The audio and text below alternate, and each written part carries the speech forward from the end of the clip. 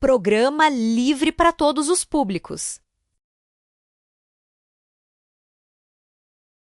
Que nós venhamos refletir, fazer reflexões, que nós paramos, que nós pensamos e alinhamos as nossas vidas e que nós alinhamos as nossas vivências, as nossas situações. Você não é nenhum extraterrestre, eu não sou nenhuma extraterrestre, vivemos na Terra e nós aprendemos juntos. Eu aprendo com vocês, vocês aprendem comigo, nós todos aprendemos juntos. E isso é o legal, isso é o bacana de todas essas nossas vivências.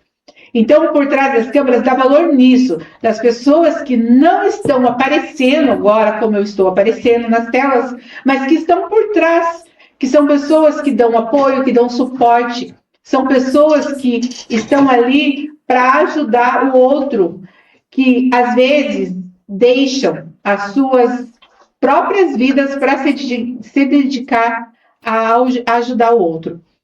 E tem umas três Suzanas que são citadas, eu não vou entrar nesse tema, mas me lembrei agora, que uma dessas mulheres, elas viviam, ela vivia a vida dela, né, em prol do resultado da casa dela.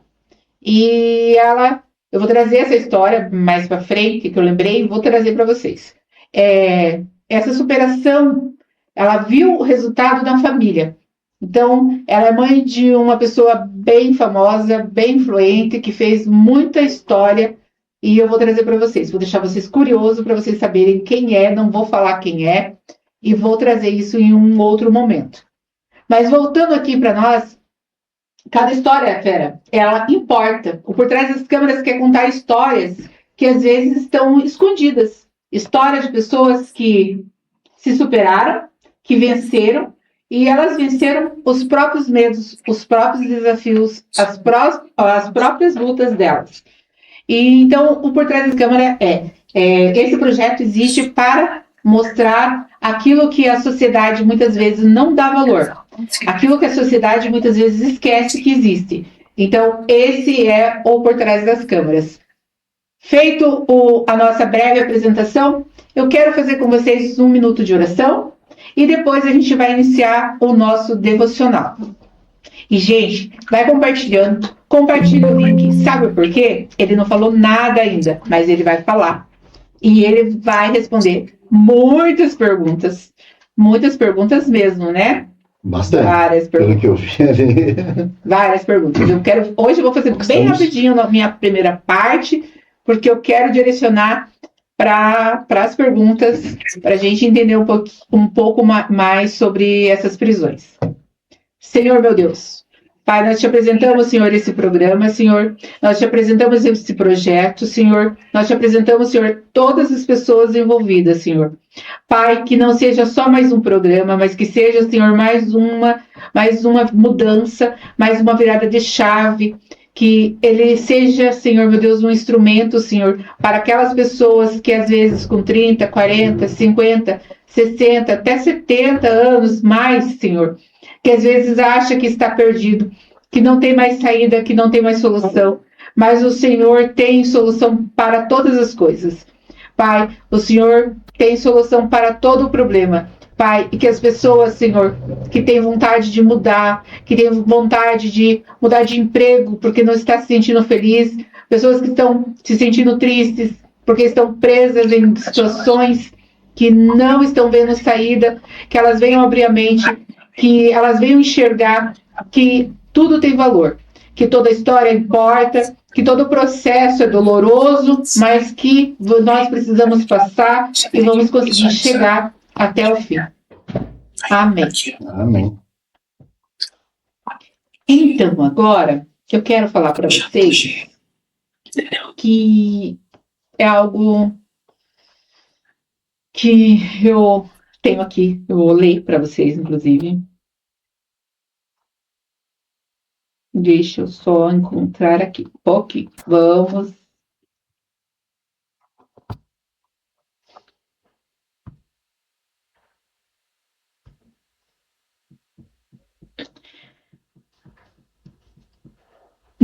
o tema de hoje, Fera, foi escolhido pensando como assim esse tema de hoje, prisões, tem a ver com o Por Trás das Câmeras, se a gente conta histórias de pessoas com deficiência e superação.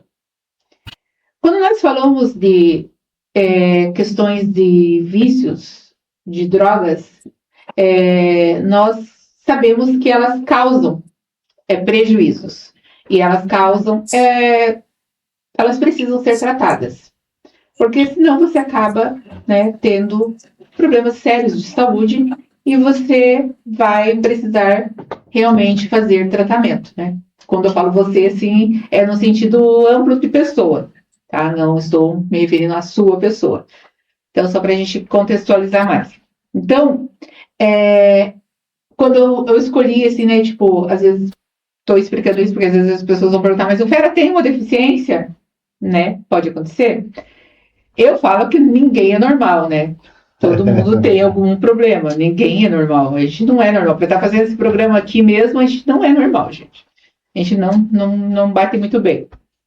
Então, assim, o tema, ele é forte, né? É um tema forte e um tema relevante, porque ele também é relevante para a sociedade.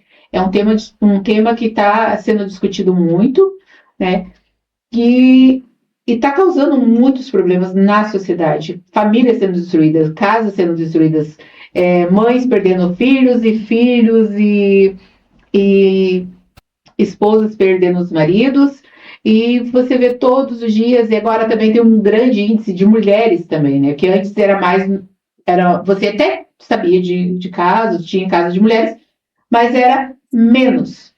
Hoje você já vê que não é bem assim, que eu não sei assim em números, né, em porcentagem, mas a gente vê que a situação de dependência química ela está acontecendo. Não tem idade, não tem classe social, não tem sexo. Não escolhe sexo. Exatamente. Então, assim, uma coisa que às vezes a gente pensava assim, meu filho tem 18 anos, consegui vencer. Não é mais assim. É claro que você ensinou o caminho e agora a responsabilidade é diferente.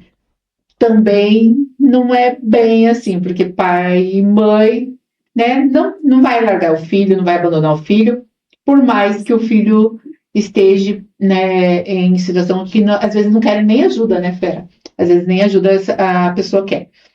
Então, assim, esse tema nosso hoje, gente, é muito importante, só para contextualizar, porque às vezes, né, vão ficar assim, mas estão saindo do contexto do programa que é esse, da essência do programa, então não estamos saindo da essência do programa. Só mesmo estamos fazendo esta fala, falando sobre esse tema, porque também é um tema muito importante e, além do mais, muitas pessoas com deficiência, elas também procuram um alívio e acabam também se tornando dependentes e, né, tendo algum vício, não vou citar quais vícios. É o próprio remédio, né? Sim. Tem o próprio remédio, às vezes é uma droga que vicia, sim, entendeu? E às vezes a pessoa se torna dependente de remédios. Tem muito disso. E essa questão que o Fera entrou aqui agora, acho que é ali, vamos falar ali, Fera. Essa questão que o Fera entrou aqui agora, que o Fera comentou aqui, sobre a questão do remédio, gente, eu quero até relatar sobre isso. Existem medicamentos que ele ajuda a melhorar uma condição física. Porém, ela tem as questões colaterais. E eu percebi, até comentava com uma mãe, vamos entrar nesse assunto, né, porque nós falamos sobre pessoas com deficiência e eu vou entrar nesse assunto. Eu comentava com uma mãe sobre essa questão. Uma criança que tem convulsão, ela tem que tomar um determinado medicamento, que esse medicamento, ele estabiliza a convulsão ali, que a criança não vem ter mais epilepsia, convulsões, dá uma aliviada na questão. Alguns param até de ter, ficam, né, um tempo maior sem convulsionar. Mas ela pode deixar a criança com tem lá, na bula já vem lá uma lista que pode causar alguns efeitos colaterais. E eu testei um desses.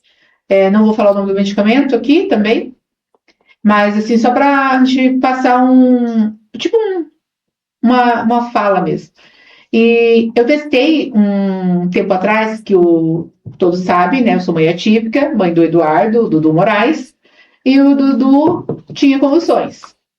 E quando você vai dar um medicamento desse, né, para a pessoa, você vai dar o medicamento e você, às vezes, a porcentagem de dar alguma coisa de colateral ali, um efeito colateral, ele às vezes é mínima, mas você pode ser presenteado, né? Não está livre de ser presenteado.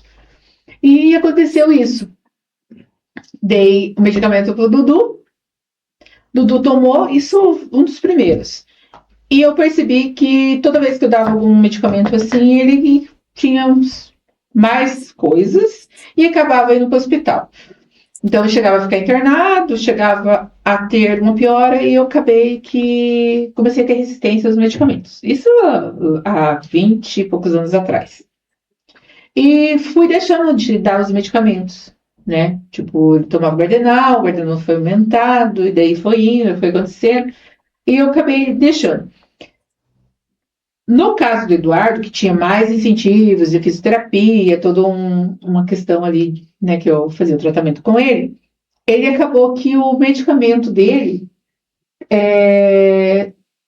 pelo tamanho, a idade, o tempo que foi passando, quase não estava muito surtindo efeito, era mais ele mesmo.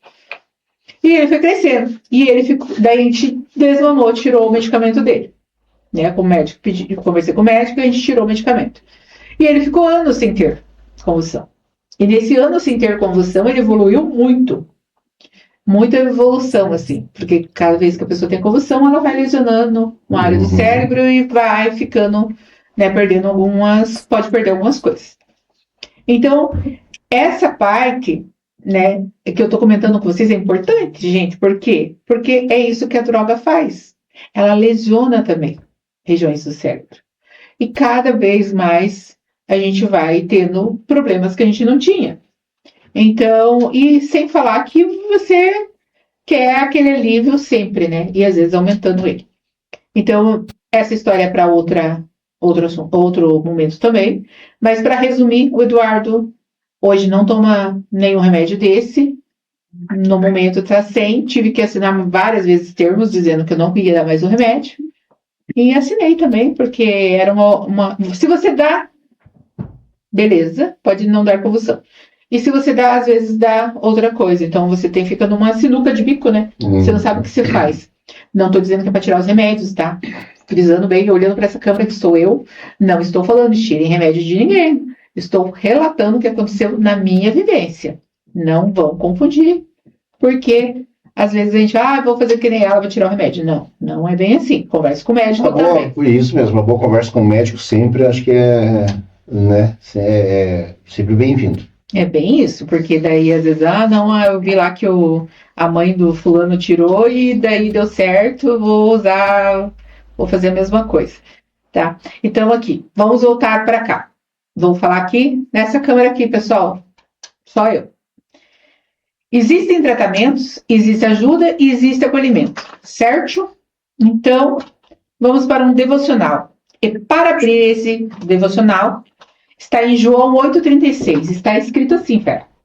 Se, pois, o Filho vos liberta verdadeiramente, sereis livres.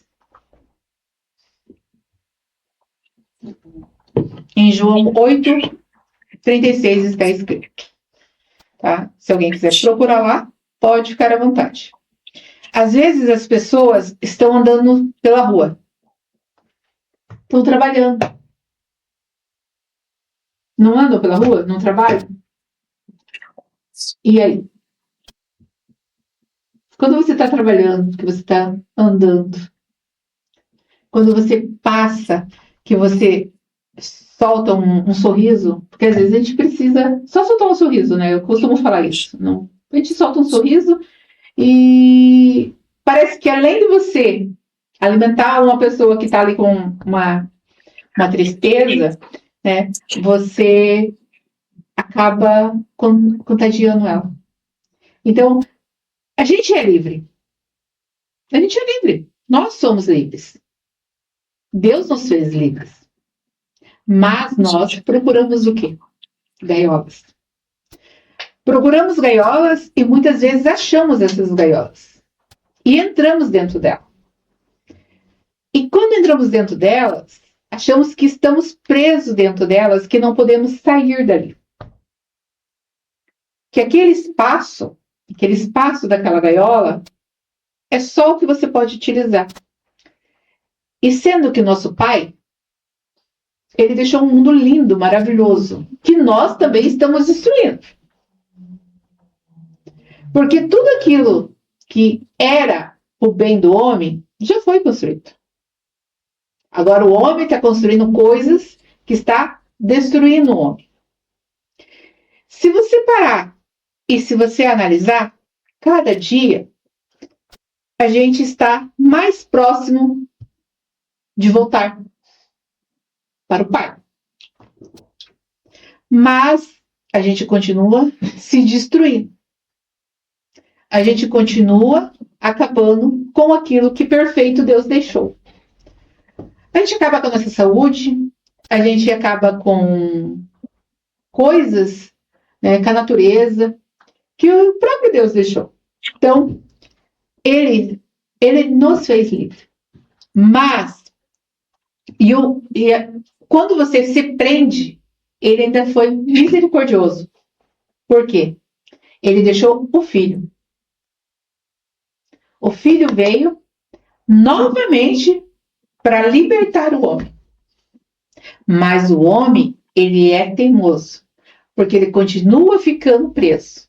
E ele continua se prendendo. Ele continua lá, teimando em ficar preso, dentro da gaiola. E a gaiola não está fechada. Nós se acostumamos com as coisas. E vou te falar uma coisa, pasme, mas é verdade.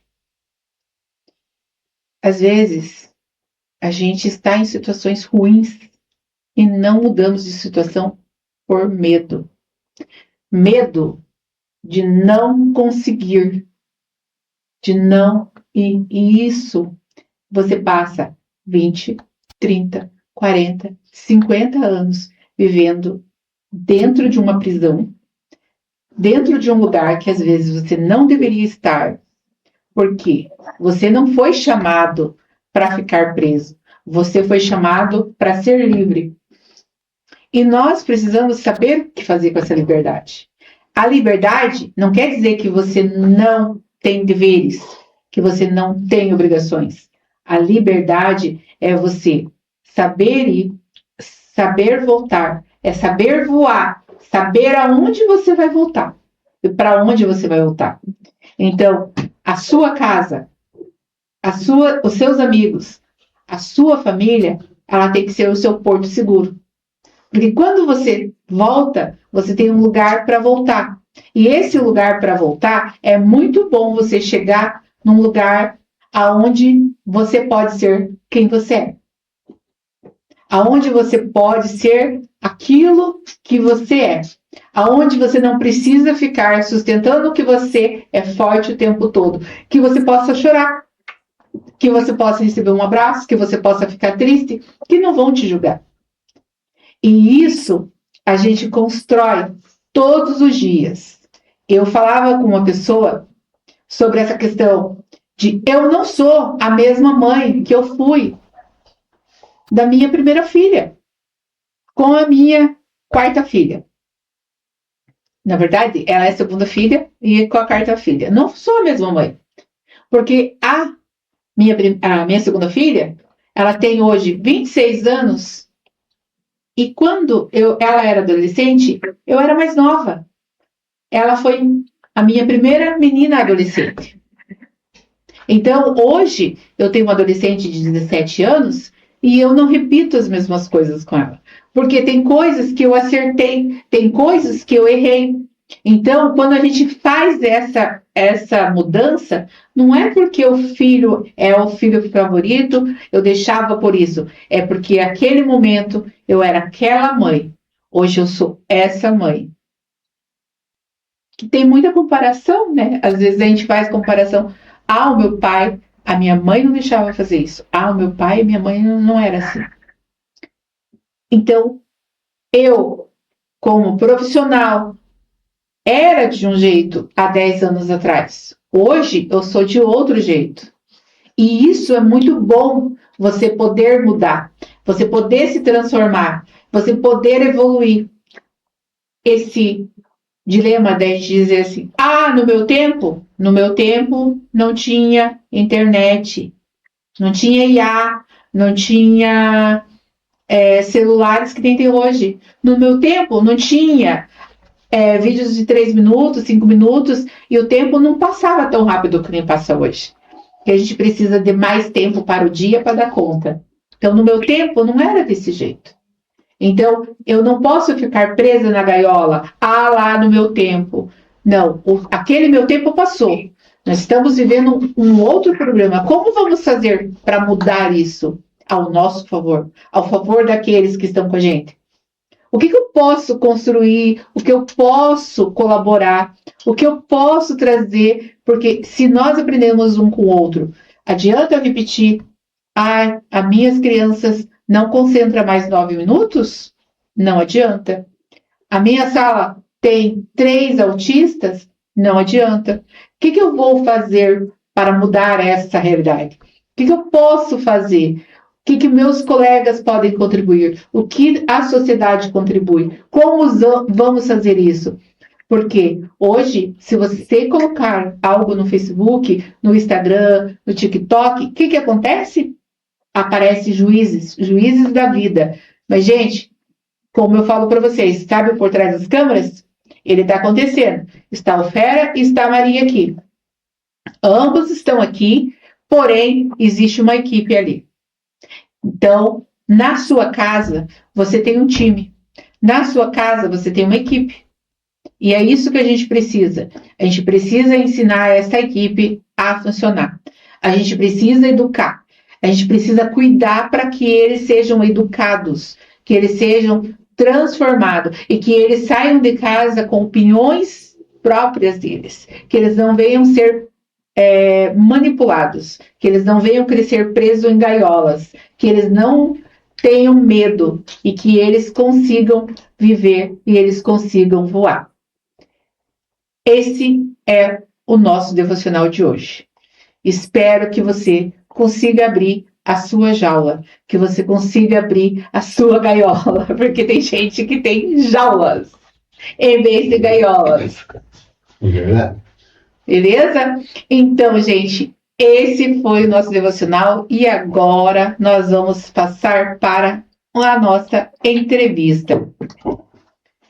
E a nossa entrevista é com esse cara, o Jefferson Fera, da Fera Artes, e ele está aqui conosco no Por Trás das Câmeras, nosso primeiro convidado no novo cenário. Muito bonito. Ficou bonito? Muito legal. Eu acompanhei um pouco desse processo, né? A gente viu desde o começo e parabéns, pessoal, tudo parabéns. Parabéns, sempre acompanhando. Você, pessoal lá atrás, Leandro, Donizete, que acho que também dão vida para isso aqui, né? Então, viu o sonho de vocês nascerem. Eu vi lembro quando você falou que ia fazer, né? A gente comentou sobre isso e hoje a gente chegar a estar aqui, né, diante de uma equipe maravilhosa dessa, fazendo um programa que é muito essencial para quem está assistindo e para quem precisa ouvir às vezes o assunto que às vezes não é abordado em qualquer lugar, ou às vezes existe um tabu sobre o assuntos, né, que você traz.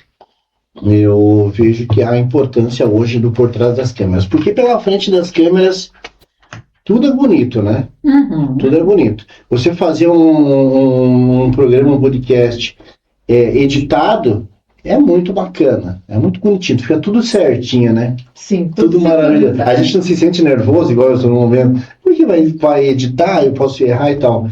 Mas o ao vivo é bacana, a emoção de estar ao vivo, a gente poder falar com o coração, entendeu? E errar e falar novamente, mas quando a gente fala do coração, geralmente a gente não erra no que está falando, né? E você se entrega no que você está fazendo. Então, parabéns no programa, todos. E eu, por trás das câmeras, eu acompanho vários dias já, a gente vem acompanhando, e por trás das câmeras, que é não só a questão do programa, mas da vida de muitas mães, pais, muitos familiares, o que tem, qual que é às vezes eu vi você fazendo uma entrevista com uma mãe também, né? E que passa, tem às vezes assim a mesma questão sua assim, a ser compartilhada e a gente vê assim que é comum, mas ninguém fala, né? Então, porque, que nem como eu falei, na frente das câmeras ou na frente do dia a dia é bonito, mas quanto uma mãe não sofre, né? E eu acho que é bacana trazer isso, por isso, conversar, porque às vezes na frente das câmeras ou quem está assistindo, às vezes precisa de alguém ou um programa desse, um podcast desse, para poder se orientar melhor. Então, parabéns para vocês, adoro o programa. Esse assunto, a questão de dependência química, a questão de uma prisão sem grades, isso é muito importante, tem muito a ver, né, com o por trás das câmeras. Parabéns, vamos lá. Obrigada, Jefferson. Muito obrigada por você estar aqui conosco. Eu falo em nome da equipe, porque com certeza eles também iriam falar isso. E espero que você volte mais vezes. O nosso tema, né? Nem todas as prisões têm grades, foi escolhido justamente porque eu acho, na minha opinião, que tem tudo a ver essas grades, porque são, como eu falei, no devocional, né? Esse devocional que eu fiz agora, a gente fez também, porque a gente alinha o devocional com a entrevista.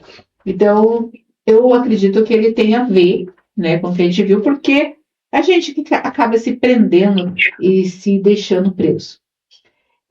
Eu quero te fazer uma pergunta, na verdade, várias perguntas. Jefferson, quando você ouviu o tema Nem Todas as Prisões Têm Grades, qual foi a primeira lembrança que veio no seu coração? Bem,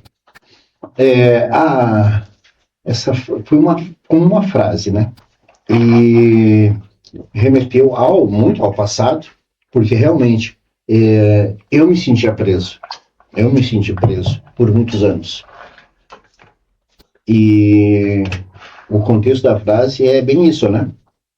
A gente estar numa prisão, sem grades, mas às vezes encolhido ali, dentro do próprio eu, dentro da gente mesmo ali, naquela luta interna, né? Aquela luta diária que a gente tem, mas que a gente não consegue se livrar, né? Ou a dependência, não só a dependência química, mas a dependência química, a dependência do álcool, a dependência do jogo, a gente tem muito disso também, né? E até mesmo, como a gente comentou ali, a dependência de medicamentos, entendeu? Então, acredito que essa questão de você estar preso nessas dependências, com esses vícios, é muito difícil você conseguir se libertar. É muito difícil conseguir se libertar. Mas não é impossível. Estou aqui, graças em primeiro lugar ao meu bom Deus, a honra e a glória dele por ter me tirado daquela vida, né? Então, em primeiro lugar, como eu disse, Deus. E em segundo lugar, você dá o primeiro passo, ter atitude positiva, né? ter objetivos na vida, você nunca vai conseguir sair dessa prisão, sair dessas dependências, se você não colocar alguns objetivos na sua vida. E o primeiro do objetivo é você se libertar. Então, você vai me responder uma pergunta. Jefferson, para começar, quem é o Jefferson Fera hoje? Tá. Vamos começar que todo mundo, quando pergunta quem é, eu falo, sou o Fera Bonitão do Tupi. É uma brincadeira que eu sempre faço com os clientes, com os amigos, né? Então o pessoal sempre fala, o bonitão, ficou legal, pegou, bacana. Mas eu nem sou tão bonito assim, né? Jefferson Fera é um pintor letrista, começou com letreiro, com pincel, há muitos anos atrás, podemos jogar aí uns 30 anos, no pincelzinho, no letreiro, que nessa época acabou conhecendo, bem antes, né, o álcool, a droga, né, e no decorrer dessa vida, desse tempo, eu trabalhava fora, trabalhava com meus letreiros, minhas faixinhas, mas fiquei muito tempo preso nessa prisão sem graça, né? Trabalhando muitas vezes até para suprir a dependência, né? Então, o Jefferson Fera foi um dependente químico. Hoje, estou há 15 anos limpo, sem bebida, sem álcool, sem droga e sem açúcar. Sem açúcar é bom. Sem açúcar eu também tô. Não, ainda, às vezes acontece um pouquinho de açúcar, mas tô sem açúcar há um tempo também. Às vezes esquece, me trazem café com açúcar. Né? Mas assim, que legal, né? A gente poder bater esse papo, porque esse papo, ele realmente vai incentivar mais pessoas que estão assistindo. E antes de falar sobre a sua superação, quero que você conte um pouquinho da sua infância, da sua família, da sua caminhada. Poxa vida, eu sempre fui um menino assim, posso dizer assim que entre as crianças eu sempre fui ali o mais pobre, né? Não posso dizer, o que eu passei por muita coisa, né? Como criança. Eu tive minha mãe com problema de álcool, né? Minha mãe, ela era alcoólatra. Então, minha infância, ela foi bem difícil. Só que minha mãe sempre foi uma mulher muito trabalhadora. Muito trabalhadora. Então, mas o álcool levou ela cedo também. E eu sofri muito essa questão de, principalmente épocas festivas, né? Natal, Ano Novo, né? Muitas festas que deveriam ser familiares, eu sofri muito nessa época, porque minha mãe, por causa do álcool, meu pai também, no começo, também, eles tinham problema com álcool, bebiam pra caramba. Então, eu tive uma infância meio sofrida nessa questão. Acho que isso ajudou com que eu conhecesse o álcool muito cedo, eu começasse pelo álcool. Por isso que eu sempre digo que, queira ou não queira, mas o álcool, a bebida, ela é a porta de entrada de muitas outras drogas. Em que momento da sua vida você percebeu que estava entrando em uma prisão sem grades? Você não percebe, né? Se você não percebe que você está se perdendo pro vício, porque você começa no álcool por brincadeira. Você vai sair, você vai curtir com os amigos, então você começa ali com uma cerveja, na minha época eu tomava um vinho e tal, e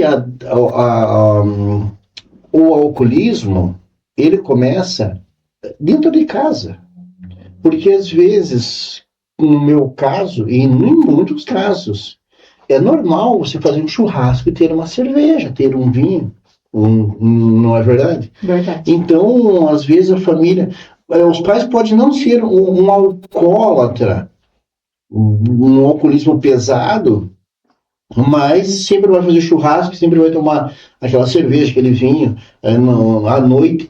É um tipo de alcoolismo leve, mas que ao longo do tempo vai desencadeando a dependência. Isso como que eu posso dizer? Progressiva, né? É uma doença progressiva. Então, e também a criança vendo aquilo, queira ou não queira, a criança vendo aquilo ali, ela passa a crescer como se fosse normal. Então, eu não percebi que eu estava me aprisionando nisso. Quando eu vi, já era. Eu comecei a beber muito cedo, né? Com 11, 12 anos, eu já bebia. Como eu falei, como tinha dentro de casa, então era normal. Então, às vezes, o pai e a mãe não sabiam, mas eles estavam tomando, você ia lá na cozinha, na sala, dava uma bicadinha aqui, uma bicadinha ali, e isso foi ocorrendo. Quando eu vi, quando eu tinha 13, 14 anos, eu já estava na esquina com os meninos, já estava comprando garrafa de vinho escondido para tomar. Então, eu já não conseguia ficar na esquina brincando, jogando uma bola, se não tivesse um vinho com Coca-Cola, uma coisa. Então, você vai estar próximo do álcool dentro de casa faz com que você ache essa situação normal. Então, beber é normal, sabe? Então, esse é o pior do problema no vício do álcool. Por isso que eu digo que é uma das drogas, uma das piores drogas, o álcool, eu acho, uma das piores drogas. E afirmo, confirmo, ela é a que abre as portas para muitas outras drogas. Você falando agora, Jefferson, é a realidade de muitas famílias. Porque, como você disse, é um churrasco, é normal ter a cerveja, um uísque, uma outra bebida ali. Então, é normal, né? Nessas fases. E a maioria das pessoas que têm essa dependência, elas iniciaram com a própria família. Sim, começa dentro da própria casa.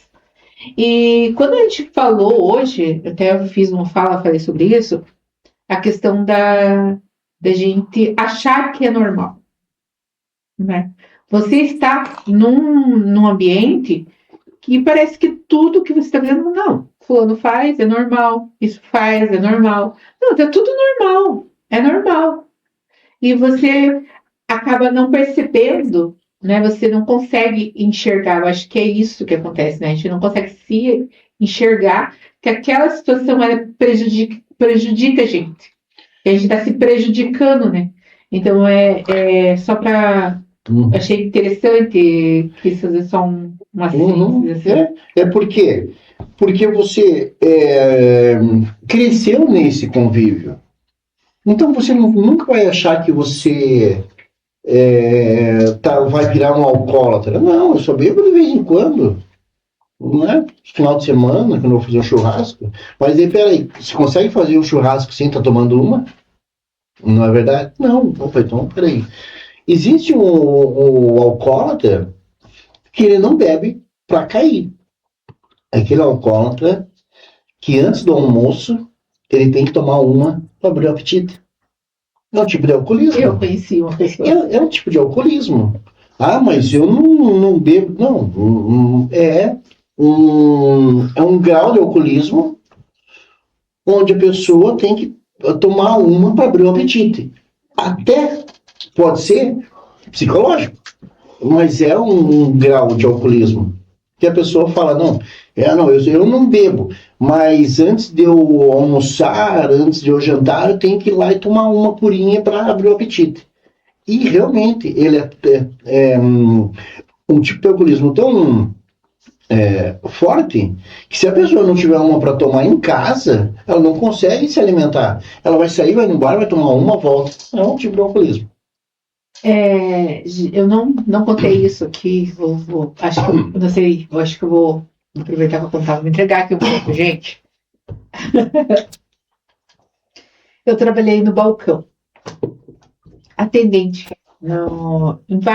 atendente de bar, né? No bar. Meu avô tinha bar mercearia, que naqueles no meu tempo, né? Vou usar a frase no meu tempo, tinha bar mercearia. E essa frase que o Fera falou aqui, vou tomar só para abrir o apetite, eu ouvi de várias pessoas. As pessoas chegavam próximo ao horário do almoço, corriam no bar e falavam: Maria, vê uma meinha, era meia. Que a pinga é pinga, gente. E daí era meia. Vi uma meinha lá que eu vou almoçar, tem que abrir o apetite. Então, ia lá correndinho, tomava meinha, saía e ia almoçar. Né? Então, você atendi vários clientes que vinham com essa fala e que você disse, né? Quero abrir o apetite.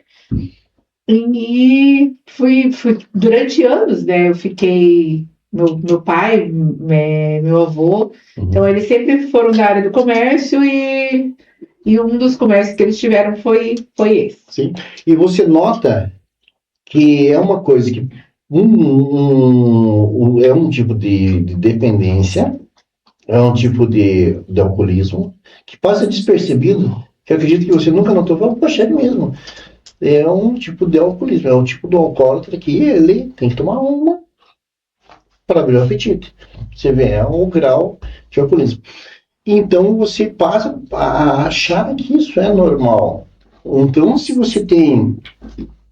uma criança tem um pai que costuma tomar uma tudo de abrir o apetite, ele vai aprender a tomar uma para abrir o apetite. O problema é que tem pessoas que conseguem, pessoas que ela consegue ter o domínio, tomar só aquela. Já tem gente que não, que é mais fraca e daí começa tomando uma, depois quando vai ver, virou um alcoólatra que não sabe como chegou nisso, né? Eu vi amigos, meus filhos, são jovens e hoje estão num alcoolismo profundo, sabe? E que começou vamos só tomar uma no final de semana.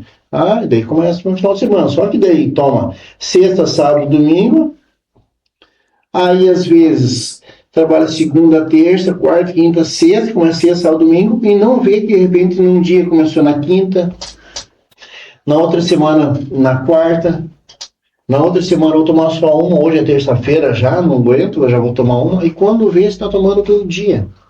Tem um detalhe, né, Fera? Se você parar e analisar assim, tem um detalhe, né? A gente tá falando assim de todo final de semana. E isso tem um gasto também, né? Sim.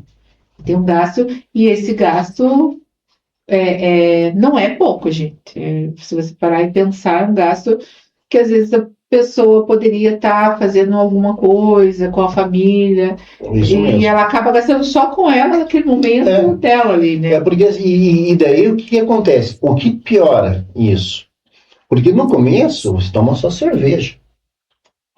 Depois você começa a sentir que tá pesando. Realmente, mas sentir que tá pesando. Pô, é caro.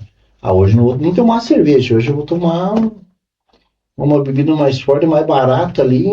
Entendeu? Então você acaba saindo do nível da cerveja por causa do preço, porque você gasta bastante. E você começa com uma bebida mais forte, porque a dependência precisa... ou você deixa de beber por estar ali num momento de alegria, de curtição, e daí você passa a beber porque o seu organismo precisa do álcool. E às vezes a cerveja já nem faz mais aquele efeito. Então, aí é que vai vindo a degradação, né? Mas deixa de poder tomar cerveja, começa a tomar uma bebida mais forte, quando você vê, você tá com um corote na mão. Corote. Gente, e é sério. Essa parte, ele falou corote na mão. Todo mundo já foi adolescente, né? Então, assim, quem já foi adolescente sabe que o adolescente, ele quer, né? Ele quer experimentar as coisas diferentes, às vezes ele quer, que nem o Fera falou. Curiosidade, né? Quer se esconder do pai, da mãe, às vezes quer aparecer para um amigo, não, eu consigo, eu sou independente, e aí que moram os perigos da vida, né? A gente estava conversando sobre o álcool dentro de casa. Então, ele é um primeiro passo para uma dependência com alcoolismo. É o primeiro passo para um alcoolismo. É um dos mais perigosos, porque você cresce, a criança ou adolescente cresce achando que isso é normal, né? E o álcool, ele faz você perder o senso crítico.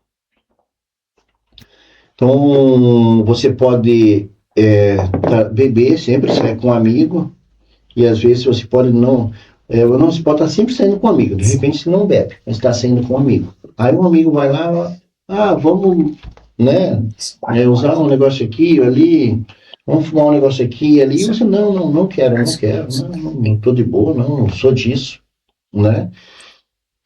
Mas a partir do momento que você fala bem assim, não, só vou tomar um negocinho, vou ficar de boa, eu não gosto dessas coisas. Mas esse negócio, esse tomar alguma coisinha, quando você pensa que você está curtindo e vai tomar alguma coisinha, a bebida, ela te tira o senso crítico.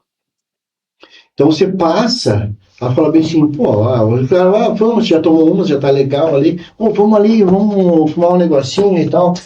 Ali você já perdeu o senso crítico por causa que a bebida tirou isso e ali ela te leva pra droga. Porque daí você vai experimentar porque você está no meio dos amigos, você vai experimentar por curiosidade, né? Você vai experimentar porque às vezes você quer se aparecer mais ali perante seus amigos, então você acaba indo. Então é por isso que eu digo que o álcool, ele é uma das drogas mais perigosas, porque ela te tira o senso crítico. E aí você acaba fazendo às vezes o que você não quer. Tem bastante frases, bem assim, a gente não vou comentar aqui, né, gente? Senão... Mas tem bastante frase, né, que fala, o bêbado não tem, né, e tal, aquelas coisas. Mas é justamente por isso, né, porque a pessoa não tem noção, às vezes, do que ela tá fazendo. E chega em graus, assim, bem tem pessoas que chegam a ponto de passar mal, tem que ir pro hospital, né? O álcool, ele traz, né, a euforia do começo, a alegria, a euforia no começo. Depois ela te traz a depressão, né, na continuidade do uso do álcool, a depressão. Então você começa tomando, aí você começa a abraçar todo mundo, então tudo é festa, meu amigo, você é meu querido e tal. Aí você bebe mais um pouco, de repente aquele que você chamou de amigo, você já está empurrando, sai de perto de mim, aí você toma mais um pouco, de repente você está querendo bater naquele amigo que você chamava de amigo, então o álcool ele vai te apagando, né?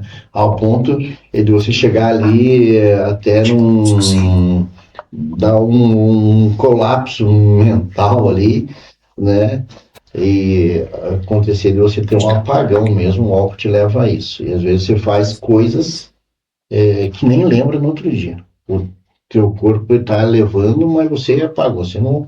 O álcool te leva, né, a esse estado mental onde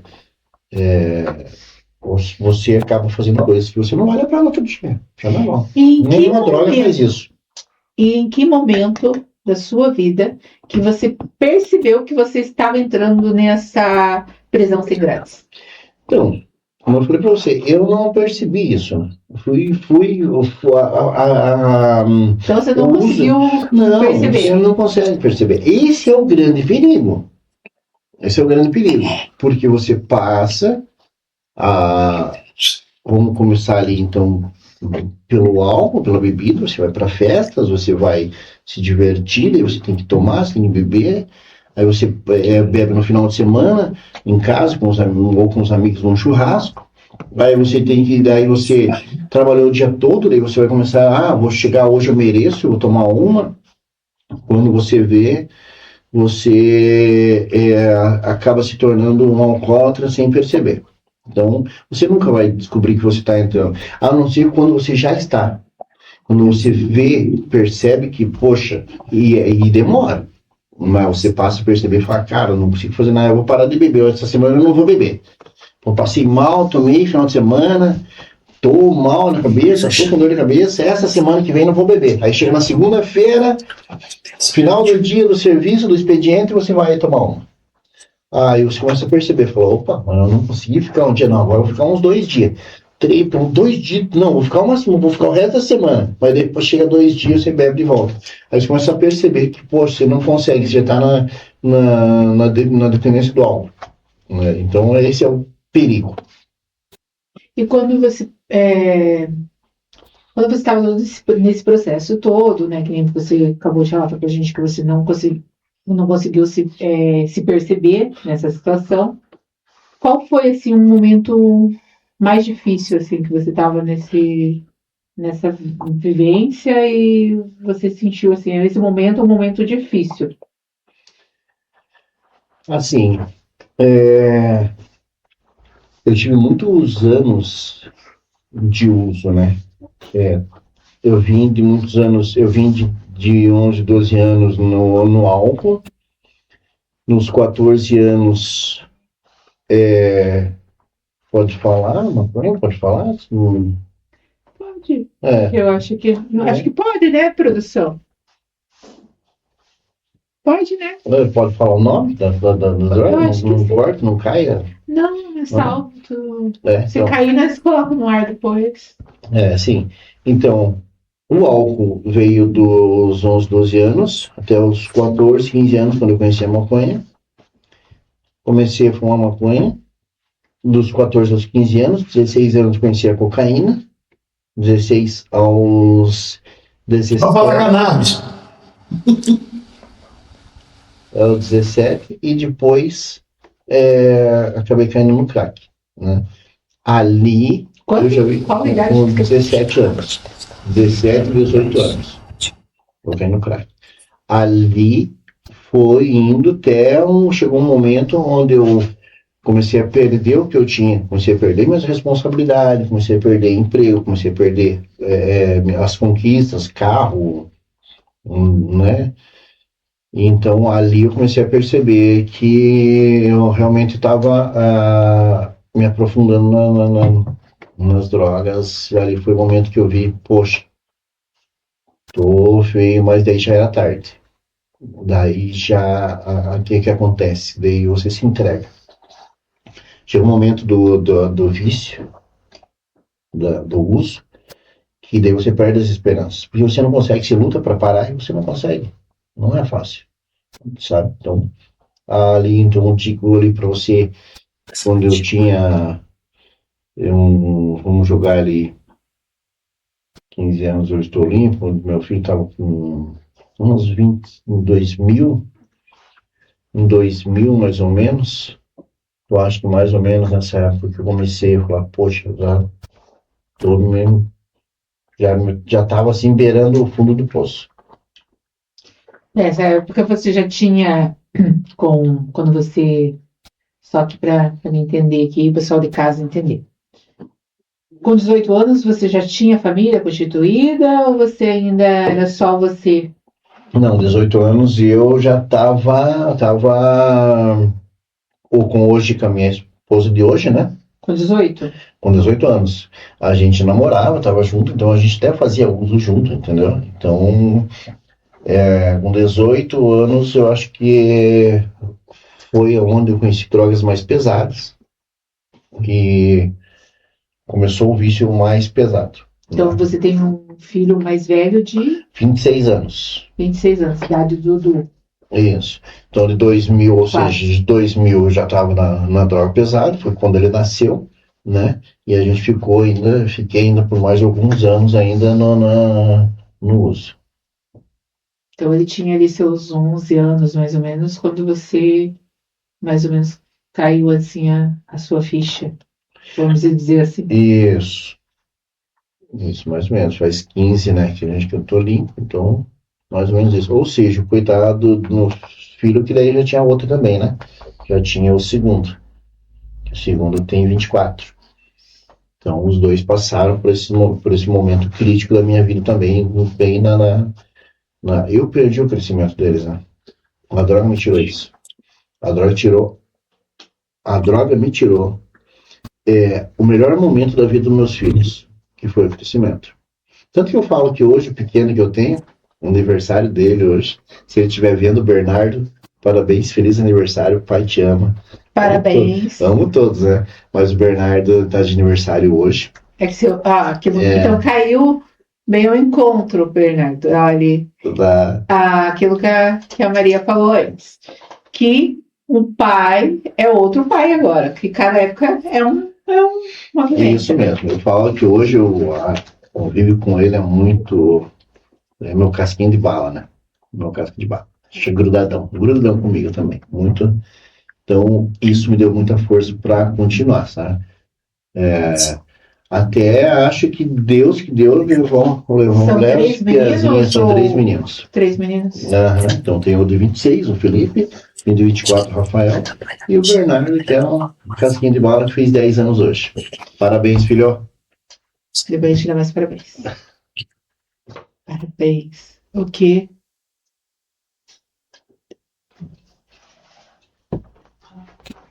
Falamos mais alto, sim. Estão ouvindo a gente aí, gente? Muito. A gente fala dessas histórias, né? A gente passa um filme quando a gente vai contar, a gente vai buscar. A gente supera tanta coisa, né? E às vezes a gente não dá nem valor nisso, né? Que uma superação. É verdade. Às vezes a gente esquece, nossa, eu passei por isso. Então, por trás das câmeras faz até a gente refletir, né? Uma reflexão, assim. E cada convidado também faz a gente refletir em algumas situações. E daí traz a infância da gente, que a gente está falando de infância, a gente está falando de... A gente deve ter mais ou menos a mesma idade, né? A gente não vou contar quanto. Com a mesma idade, você tá nova, hein? Ai, Jesus do céu. Então é bem isso mesmo, até fiquei vermelha agora. Então, naquele período ali, né, você relatou pra gente que você sentiu, né, muitos anos depois, que você estava tendo perdas e que as pessoas também estavam perdendo, né? Que não é só você que perdia, você perdia, mas as pessoas que estavam com você também perdiam, né? Ah, sim, né? A gente... o problema da dependência química é que você perde tudo que você tem entre amigos também, né? E pessoas que estão perto de você também sofrem, né? Esse chama a codependência, né? A codependência, ou codependente. Eu falo para você que o familiar, ele sofre mais ainda do que o próprio dependente, né? O familiar, ele hoje eu por fora, de fora disso, e a gente acompanha, às vezes, alguns familiares, muita gente, muitos familiares vêm, tem problema com filho, ou sobrinho, ou alguém da família, sempre vem conversar com a gente sobre isso, e às vezes, né, pedir uma opinião, uma ajuda, ou às vezes a gente consegue tá direcionando não só o dependente químico para uma recuperação, mas tentando direcionar também esses familiares para o tratamento, porque o familiar também precisa de um tratamento por ele ser um codependente, né? Então, eu falo que a família também sofre bastante por causa disso. Essa questão, Fera, da família, eu vejo assim, que a família sofre mesmo, porque o que acontece? A pessoa, como você mesmo relatou, né? Se era um pensamento que eu tinha, isso, hoje, conversando com você, se clareou mais isso. A família, ela fica ali esperando, porque a família tem medo que aconteça alguma coisa, ela tem receio, né? Aonde que tá, às vezes sai. Tem casos de pessoas que saem e fica dias, né? Sem a família saber onde está. Então, assim, a gente vê de casos mais profundos, assim, de pessoas ficar muito tempo sem dar informação, Sim. ficar em situação de rua. E daí a mãe fica ali, a família, os irmãos ficam ali esperando, não tem notícia, não sabe. A pessoa, ela tá lá buscando a sua... buscando o que ela acredita naquele momento, que é bom para ela, né? Porque ela acredita que aquilo é bom para ela. E ela tá lá e ela tá vivendo a euforia dela. no contexto, mas a família tá em casa, tipo, putz, olha para aquela cama vazia, para aquela Sim. mesa, Como é que tá, meu né? filho? Como é Se que tá tá? O que que tá comendo, o que que tá fazendo? fazendo. Então eu vejo assim que a família sofre muito com isso, porque a família fica esperando e a pessoa ela Não, não tá nem cega, aí, ela tá ela, nervoso. né? Ela mente, às vezes ela Ela traz a manipula, mãe, né? manipula a O mãe, o problema, pai, os um irmãos. dos problemas do adicto é que ele consegue manipular a família facilmente, sabe? É, não só quando ela precisa do dinheiro ou de alguma coisa para dar em troca da droga, ou quando está em tratamento. Porque quando ela está no vício, ela vem não porque estou precisando, e então ela vai infernizar ali o familiar, para o familiar dar o dinheiro, ou ela tirar alguma coisa de casa para poder sustentar o vício. Então manipula dessa forma. E quando a família consegue fazer com que essa pessoa se interne, e quando que o dependente, que o adicto, ele aceita se internar? Quando ele já zoou bastante, quando a família já não acredita mais, quando ele vê que a família não está dando mais bola, ele está abandonando ele, e ele fala: opa, eu vou para um tratamento. Mas só que o tratamento dele, que seria para ser 6 meses, quando dá uma semana, ele já liga para a mãe, para o pai: não, já estou bom, já estou bom. E o pai ou a mãe, numa esperança de que realmente ele esteja bem, e meu filho está sofrendo lá dentro, porque ele não precisa disso, já está melhor, acaba tirando porque foi manipulado pelo dependente químico, né? E então, quando sai para a rua, a primeira coisa que esse dependente faz é voltar para a droga.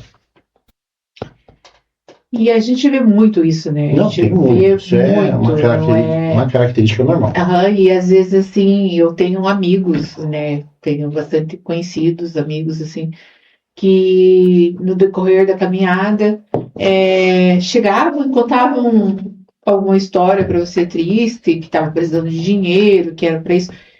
E você acabava, não, beleza, né? Eu preciso para um transporte, vou procurar emprego, vou isso. E você acabava ajudando e depois você via que não era isso que a pessoa queria, que ela queria somente Isso mesmo. para usar ou consumir alguma coisa que era do vício dela. Então a gente, né, percebe tudo isso, a gente consegue ver, né, essas questões. E realmente, como você falou, parece que consegue convencer, né? Chega com. Ah, não, sim.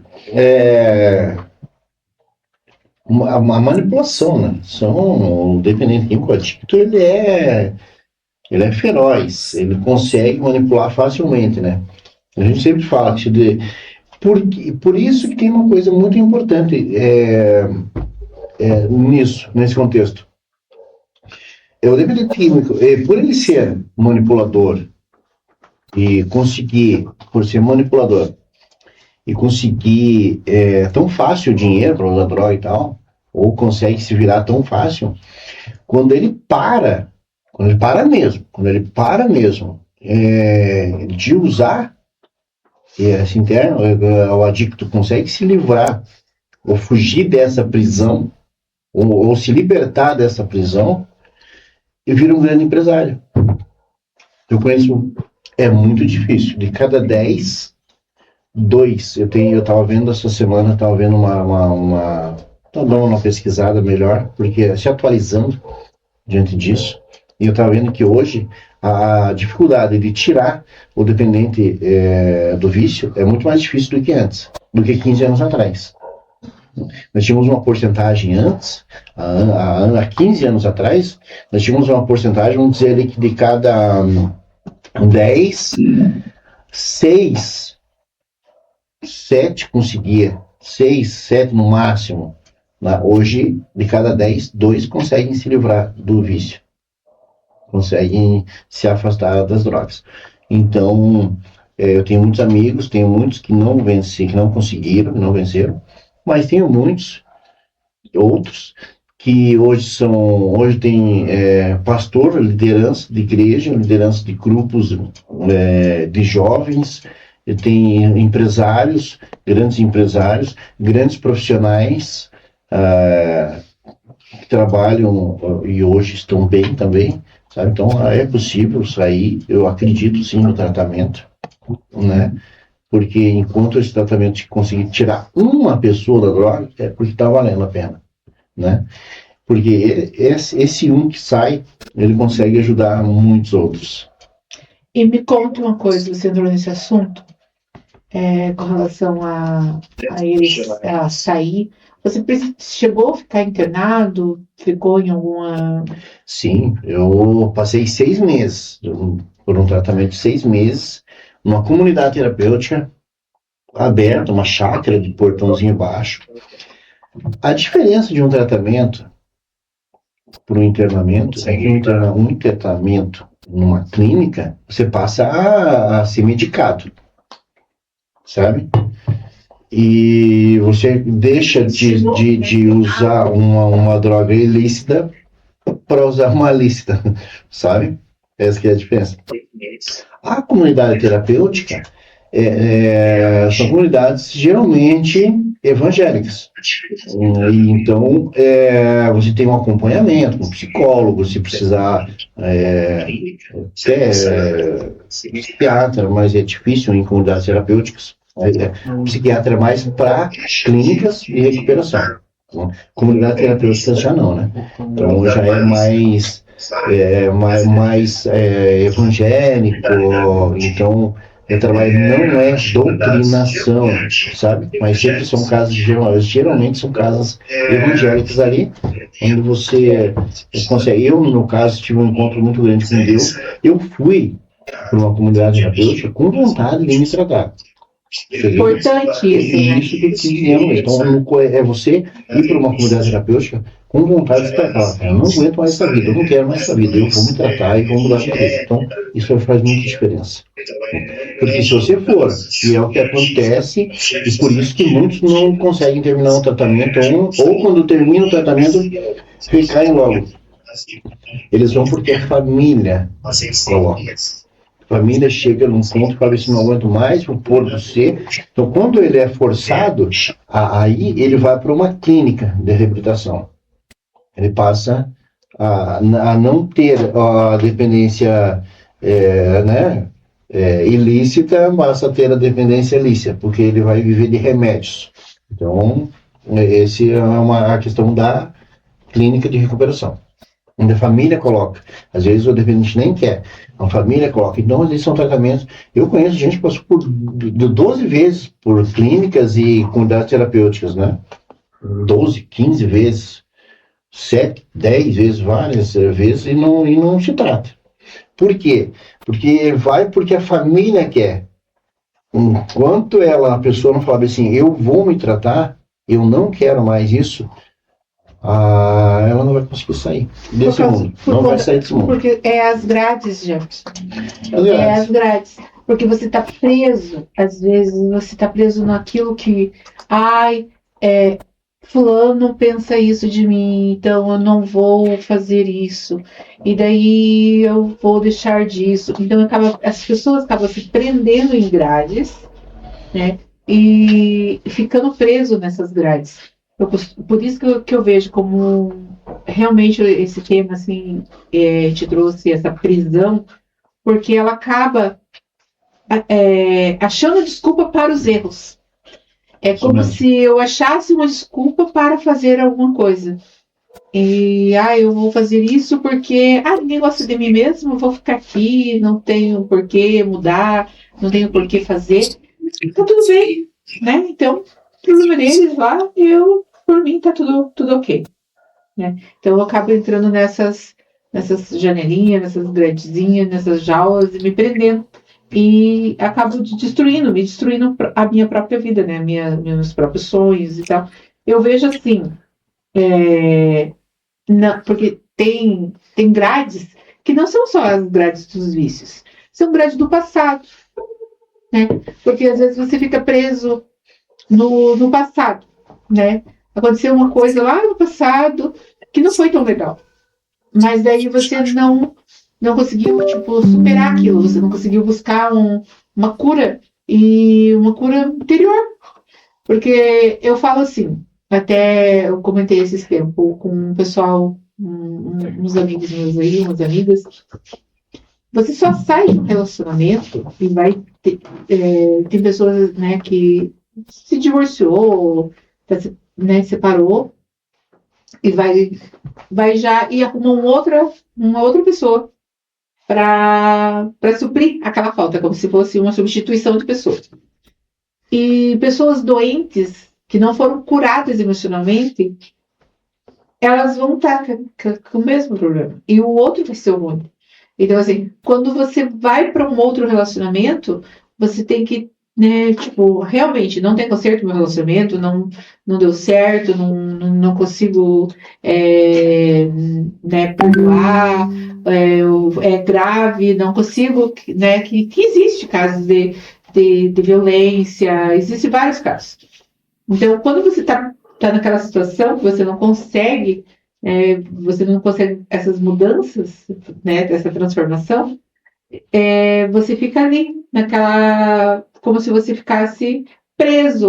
Porque eu estou preso nessa situação, vou separar, mas daí supre, só troca o problema, né? Eu troquei o problema, eu troquei a pessoa, né? E não vejo que é eu que preciso, às vezes, só preencher um vazio que está dentro do meu coração e realmente fazer. E eu falo assim, existem pessoas que são contra fazer uma psicologia e tal. Mas se você não tem um amigo que você possa conversar, que você não possa isso, vale a pena. Né? Tem muito psicólogo bom, psicólogo abençoado aí, e Deus deixou, né? Deus deixou as profissões. Então, assim, que você não está conseguindo sozinho, vai lá, pede ajuda. Sim. Né? O tratamento para a dependência química, ele necessita muito de um acompanhamento. Não só por isso que eu digo assim, não é só os 6 meses ou 9 meses que você precisar de tratamento. Saiu de lá, você tem que ter um acompanhamento com o psicólogo, né? Então isso é normal. A família do dependente químico, se ela não saber tratar o dependente químico, ele vai recair. E a família sem saber, porque às vezes se empurrando. A família, às vezes a recaída do dependente químico, muitas das vezes é culpa da família também. Por quê? Porque ela não fez paralelamente um acompanhamento. Então, o dependente químico foi fazer 6 meses, 9 meses de tratamento numa comunidade terapêutica ou numa clínica de reabilitação, a família sofreu da mesma forma. Então, ela também tem que fazer um acompanhamento com psicólogo, com terapeutas, com técnicos em reabilitação química, porque ela tem que saber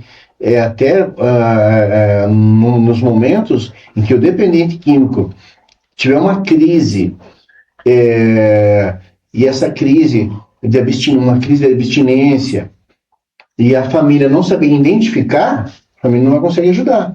Então, o tratamento tem que ser paralelo, tanto para o dependente químico quanto para a família que é o dependente, para elas saberem identificar o momento em que fala, pô, meu filho, você não está bem hoje, notei que você não está legal, não saia para a rua, vamos fritar uma pipoca, vamos assistir um filme hoje, vamos colocar uma série para a gente assistir esse final de semana inteiro, pipoca e refrigerante, não sai de casa, que você não está legal, né? Para a pessoa olhar, é mesmo, mãe, é mesmo, pai, não, ou esposa, não vou mesmo, vou ficar de boa, vamos, cadê a panela e vamos fritar pipoca. Então, essa questão é muito importante também, né? Então, quando você fala do psicólogo, eu sempre falo, é muito importante, faz muita diferença. Então, eu como professora de educação infantil, eu falo assim que, né, as crianças, tem vários estudiosos também que falam isso, as crianças, elas não nascem doentes, elas nascem saudáveis. Quem adoece as crianças somos nós. Sim. Né? Então, assim, a sua criança, né, você, quero me referir assim, você quando criança, você nasceu saudável, né? Tipo, você nasceu sem vício, né? E você foi tendo esse contato. Então, é isso que é a diferença, né? É a gente enxergar isso, que a gente consiga alinhar as crianças, né? Sim. Que a gente consiga para a gente ter uma família equilibrada. Isso mesmo. E as crianças, quando a gente trata, às vezes a gente vai tratar, eu vou tratar a criança que tem problema, né? Que tem lá na escola, as crianças, elas respondem, né? Aquilo que elas estão vivendo, não é que elas respondem, ela transmite. Então, o professor, ele consegue identificar algumas situações. E, então, assim, porque a criança fala, gente, mesmo que ela não fala verbalmente, mas o corpo dela, as atitudes, né, o jeito dela se portar, as crianças, elas reproduzem muito do que elas vivem e os espaços que elas Sim. estão. Então, quando você pega uma criança que tem uma vivência difícil dentro de casa, você pega, você percebe, o professor percebe. Ainda mais o professor que ele faz ali a troca, né? Tipo, tá em contato com a criança, que é com a educação infantil, eu tô falando de educação infantil, você sente o cheiro, né? A criança, Uhum. como que ela vem vestidinha, a roupa e tal. Então, assim, você percebe, é uma coisa que você consegue perceber. E isso é legal, desculpa cortar bem rapidinho, porque hoje aconteceu uma situação dessa na minha casa. Meu neto, meu filho é separado, e daí tem um nenenzinho de 1 ano e 8 meses, não vai fazer 1 ano e 9 meses. Então ele passa o final de semana com a gente. E aconteceu uma situação bem do que você está falando. Faz algum tempo que eles estão separados, ela já está com outro. E aí a gente vai buscar o neném. O neném, ele sentou na mesinha dele, ele almoçou, ele levantou, ele nem fala direito, ele nem fala, você não entende nada ainda que ele fala na língua beberê, né? Mas ele levou o prato e colocou na pia. Aí ele ganha a bala da avó, ou eu dou a bola para ele abre a bala e ele vai e ele joga o papel no lixo, né? Aí a minha esposa até falou com o meu filho, falou, ó, a Rafaela deve estar de parabéns com a criação do neném, porque ele fez assim, ele faz assim. Então aí que você vê como faz sentido o que você falou, né? Porque a criança, como a gente falou no começo, a cabeça dela é um livro em branco. O que a gente ensinar é o que ela vai estar colocando, ela vai crescer com aquilo que você está ensinando. Trazendo isso para a questão do uso da dependência, é por isso que eu falo que hoje falta um trabalho forte de prevenção às drogas, de prevenção ao álcool, de prevenção ao tabagismo, sabe? E a gente não tem muito disso.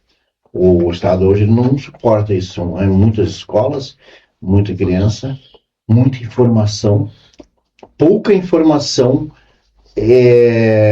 objetivas em relação a... Muito fake news. Muito fake news, e o problema é que você não vê nada, você não vê em lugar nenhum, você não vê em lugar nenhum um trabalho de prevenção às drogas, prevenção ao álcool, ao tabagismo, você não vê. Está muito escancarado, está muito... Eu não sou contra o tratamento. De forma alguma, eu acho que o tratamento é importante, sim, muito importante o tratamento, né, sobre dependência química, ao alcoolismo, mas eu acho que você está combatendo o problema. E você tem que combater, antes de você combater o problema, você tem que trabalhar isso e atacar na raiz, né? Então a prevenção eu acho que é muito importante e falta. Eu sempre falo que é a educação que transforma as vidas, né? É a educação que transforma.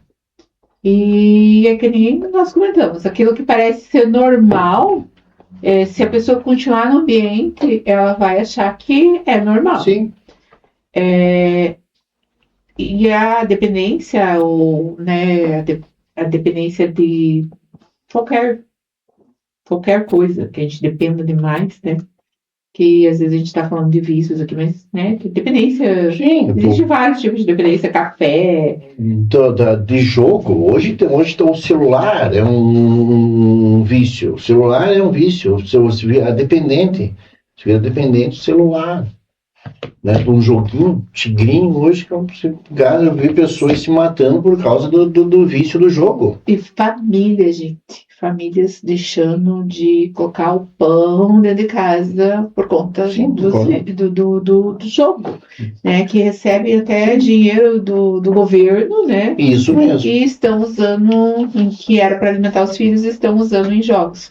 Então, assim, realmente a internet é legal, é boa, mas a gente também tem que saber usar as coisas com... Sim.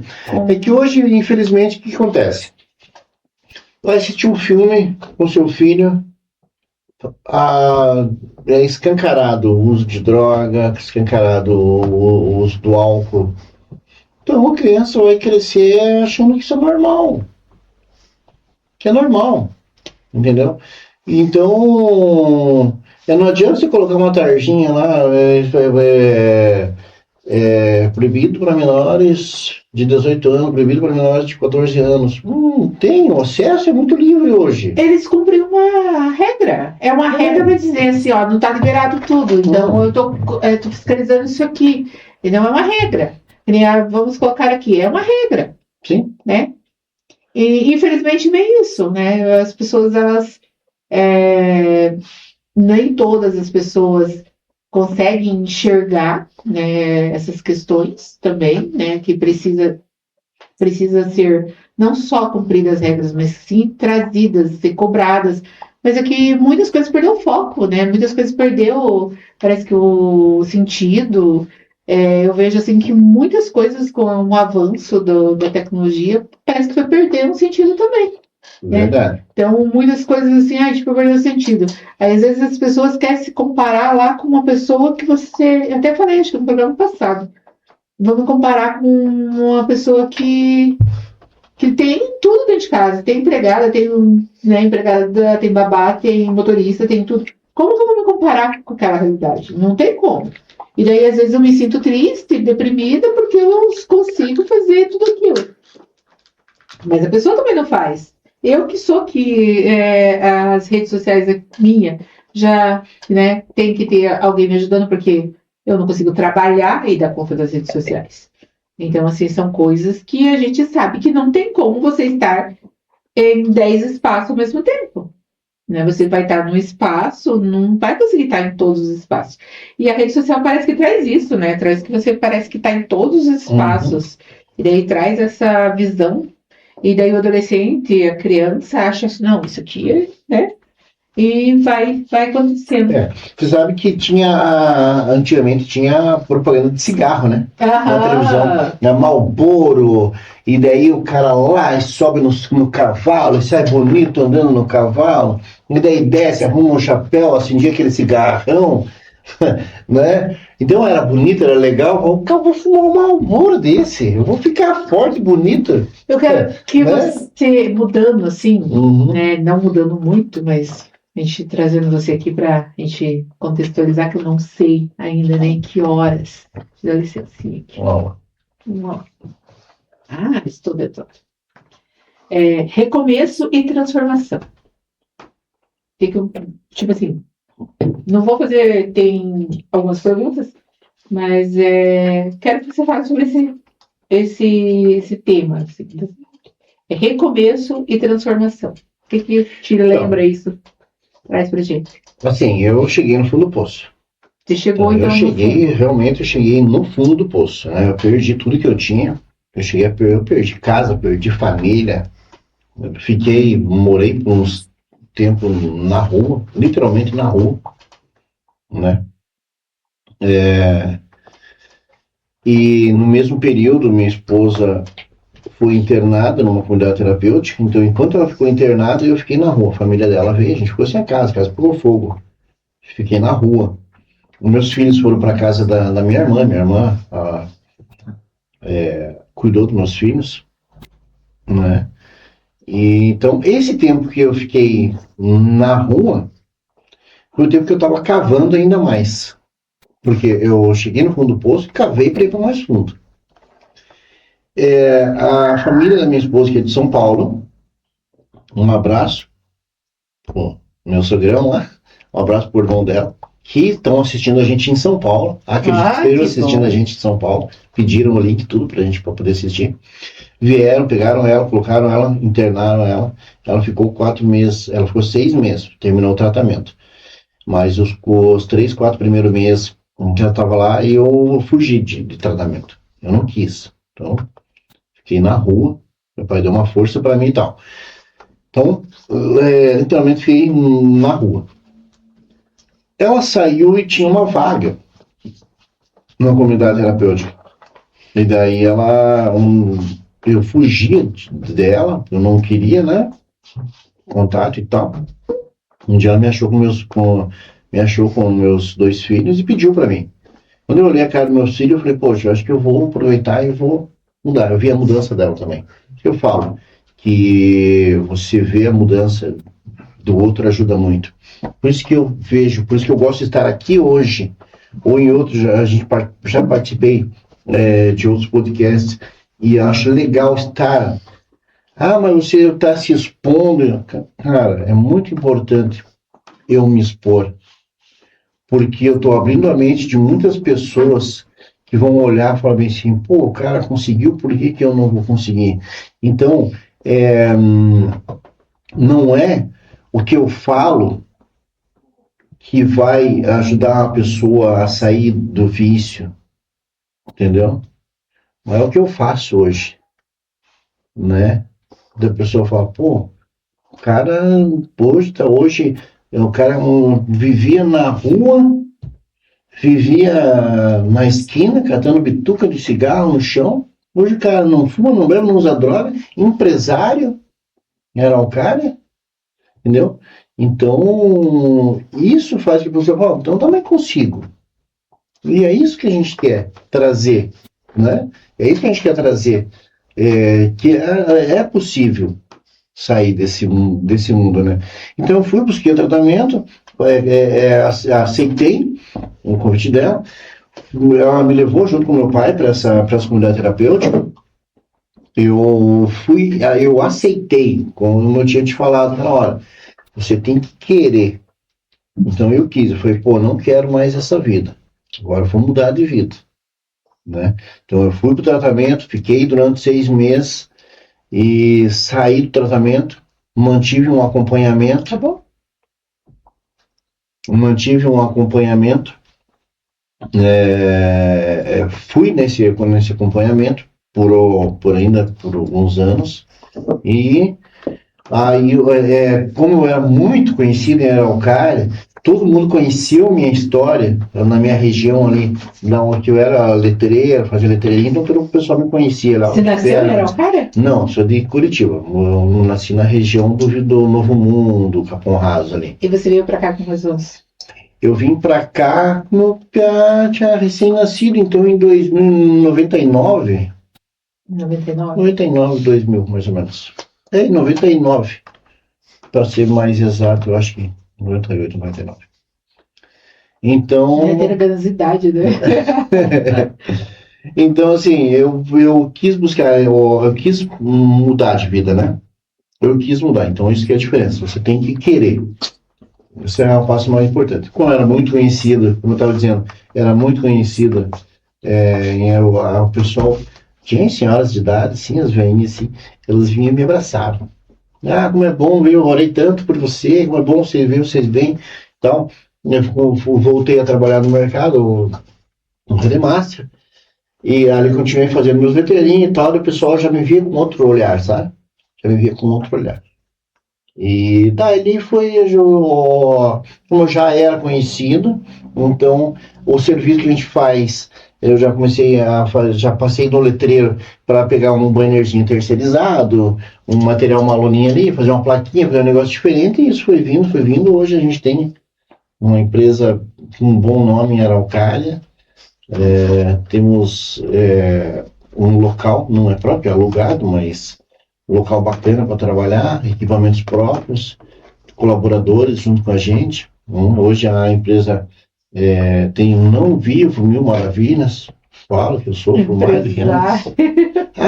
Fera empresário também. Tô, cadê a Barba Branca? Nem Barba Branca tinha. Isso que foi a empresa que me deixou com a barba branca, eu sou tão novinho para ter barba branca. Olha, Mas assim, então não estou em mil maravilhas na empresa, mas estou em pé, não estou no vício, estou na minha sobriedade, e a sobriedade hoje é a coisa mais importante da minha vida, entendeu? Ah, mas é mais importante que a sua família. Se a minha sobriedade não for mais importante de tudo, né, então eu não me importo com a minha família. tem que se gostar, né? Tem que Sim. se amar. Você Sim. tem que se amar, porque você se amando, você ama pessoas. Sim, se eu não sou capaz de amar a mim mesmo, a ponto de não querer usar mais, como que eu vou amar os meus filhos? Não é verdade? Porque a partir do momento que eu recaia no mundo da droga, no meu vida, eu não vou conseguir mais dar atenção e dar o que meus filhos merecem. Não é verdade? Começa pela atenção, pelo carinho, porque nem tudo é dinheiro, nem tudo é dar do bom, do melhor. Muitas vezes é a atenção. E a droga me tirou muito isso. Eu dar atenção para os meus filhos, eu viver um momento com eles, sabe? Então hoje eu prezo muito, por isso dou muito valor para isso. É isso que eu acho que é muito importante. Então, em primeiro lugar, está sim a minha sobriedade. Em primeiro lugar, né? Claro que Deus, então Deus em primeiro lugar, Ele me mantém, me ajuda e me fortalece para isso, né? Claro que depois de Deus, a minha sobriedade é a coisa mais importante que eu tenho na minha vida, porque senão eu não conseguiria ter o amor que eu tenho pelos meus filhos hoje, porque a droga tira isso. A droga tira o nosso amor próprio e o nosso amor, e tira da gente o amor pelas pessoas próximas da gente. Então a sobriedade, lute pela tua sobriedade. Você que sofre com a dependência química, você que tem o vício do álcool, do alcoolismo, do jogo, preste atenção que você está preso. A tua prisão, ela não tem grades, mas você está preso num local onde você está sozinho. Se você não consegue ter o amor próprio, você não vai conseguir amar as pessoas que estão em volta de você, né? Então, para você se libertar dessa prisão, o primeiro passo que você tem é você amar a si próprio. Agarre na mão de Deus, porque não adianta sozinho, você não vai conseguir. Dê o primeiro passo, passe a observar que a tua sobriedade é a coisa mais importante da sua vida. Porque enquanto você estiver sóbrio, você vai conseguir olhar para tudo que está em sua volta. Você vai conseguir amar melhor seus filhos, sua família, seu trabalho, as suas conquistas, né? Seus objetivos, porque quando a gente está na sobriedade, você coloca o objetivo, você consegue focar naquilo. Você consegue focar nos seus objetivos. E a droga, o álcool, tira isso de você. A droga, o álcool, te deixa nessa prisão onde você não consegue olhar para mais nada em volta de você. Então, ame a si mesmo, ame essa sobriedade. Você estar limpo faz com que você consiga amar muito mais a seus filhos, sua família, seu trabalho. A sobriedade é muito importante. Você atingiu bastante pontos aqui das perguntas, né? Eu até ia fazer uma pergunta falando sobre isso, mas você respondeu quase todas as perguntas dentro só dessa fala. Você falou da família, dessa importância da família, da importância de você estar bem para cuidar da família. Você quer falar alguma coisa sobre a sociedade, sobre o preconceito? Preconceito tem. Assim, eu mesmo, depois que eu saí do internamento, comecei a trabalhar, tudo, demora muito tempo para as pessoas confiarem em você. Você perde a confiança. Tudo dependente químico realmente acaba fazendo com que as pessoas deixem de confiar nelas, até porque você passa, quando você está no mundo do uso da droga, aí você passa a fazer tudo pela droga, né? Então, o preconceito existe, mas é só o tempo. É só o tempo para fazer. Porque a confiança você não ganha, né? Confiança você conquista. Verdade. Para você perder é muito fácil. Perder a confiança de alguém é muito fácil. Para você conquistar essa confiança é muito difícil. Então é só o convívio, os anos que se passam e você ali trabalhando, você sendo uma boa pessoa, sendo honesta, você vencendo ou lutando. O importante é você estar na batalha ali, né? Às vezes o cara, não, eu saí do droga, pô, mas eu tô trabalhando no CLT, eu trabalhando empregado, hein, cara? Tua sobriedade. A tua sobriedade é a coisa mais importante. Não virou um empresário, não está trabalhando, cara, de graças. De graças. Ser grato, né? Seja grato, seja grato. Primeira coisa, não tem coisa mais gostosa que você levantar de manhã e falar bem assim, graças a Deus, mais um dia. O que você está fazendo de bom? Sem bebida, sem álcool, sem dor de cabeça, sem ressaca química, sem ressaca moral, sem ressaca do álcool, né? Dar graças. Graças, e Deus tem tudo para o seu momento certo. Às vezes você é feliz com o pouco que você tem, tá? Isso que é importante. Então, por isso que eu digo sempre, eu amo a minha sobriedade. A gratidão, né? A gratidão, ser grato àquilo que a gente conquistou, aquilo que a gente tem. Porque você falando assim, né? A questão de dar, né? Dar valor. Porque quando a gente perde as coisas, a gente nota, né? O preço que elas tinham, né? Aquilo era bom. Mas por que a gente só vai dar valor quando a gente perde? Por que não valorizar antes de perder? Né? Sim. Por que eu não posso dar valor em algo que eu não perdi? Por que eu não consigo enxergar isso? Né? É como se a gente acostumasse a não dar valor.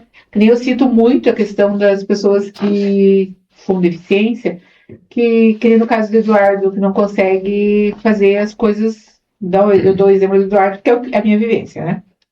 Então, tem coisas que ele não consegue fazer rápidas, e a gente vai lá e faz rápido, assim.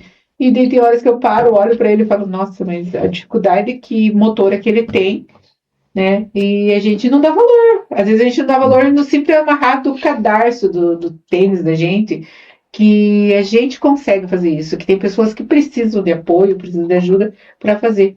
E daí a gente não consegue enxergar isso, né?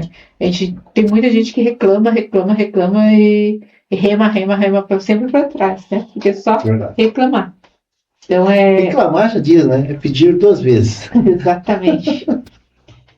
E o que você tem assim para falar como empresário, né, que você, né, contou toda a transformação, que você continua, né, e hoje você é um empresário reconhecido em Araucária, trabalha muito pela cidade, eu vejo as postagens, gente, olha aqui, vamos fazer, você que é de Araucária, vamos fazer trabalho com Fera Artes. Fera Artes, hoje a gente trabalha com comunicação visual, Fera Artes vem de comunicação visual, eu venho do pincel, do letreiro, como eu já falei aqui, né?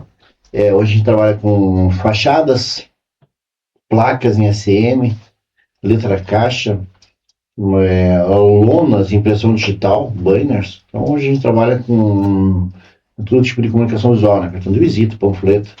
Hoje a gente tem uma empresa muito conhecida em Araucária. Eu falo e torno a falar graças ao meu bom Deus, me tirou daquele buraco e hoje me trouxe e me deu de presente essa empresa.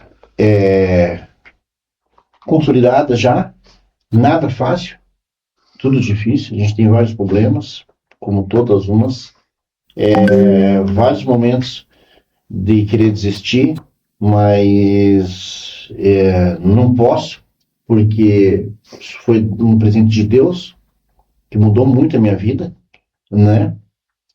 Dificuldades todos têm, mas se eu tenho que parar e pensar que lá atrás eu tinha dificuldades maiores, E venceu. né? Ou piores, ou posso ter hoje dificuldades maiores, mas não são as piores. As piores eu estava lá quando eu estava dormindo na rua, né? Então, hoje sim eu agradeço muito a Deus pela empresa que a gente tem. E estamos aí. Vou dar o número: 41 9276 7043. Se precisar de placas e faixas, Ferards. Legal, bacana. Agora também posso, só para me completar também, o Ferards, hoje a gente tem um trabalho, um projetinho, né, que é o Seja Fera, Não Use Drogas, né? Muito mais falado do que trabalhado, mas é porque a gente não tem ainda uma força que a gente precisa, que às vezes é aquela força que a gente precisa, que como que eu posso dizer assim? Cara, falta às vezes uma prefeitura, um apoio para que a gente consiga fazer um projeto mais bacana de prevenção às drogas. Eu sou muito conhecido desde o tempo que eu era perdido até hoje no trabalho que a gente faz. Então a gente tem que aproveitar esse momento e fazer alguma coisa para que a gente não deixe com que as crianças de hoje não consigam atingir o objetivo de amanhã. É o futuro, né? Futuro de amanhã. Isso mesmo. Né? E às vezes, tem pessoas. Eu vejo que a dependência química, cara, ela tira tantos profissionais da área. Então, assim, sofre o pai, sofre a família, sofre o empresário, porque não tem, às vezes, pessoas que estão dedicadas ao trabalho, porque se perde profissionais. Eu perdi muito cara bom, profissional bom para droga.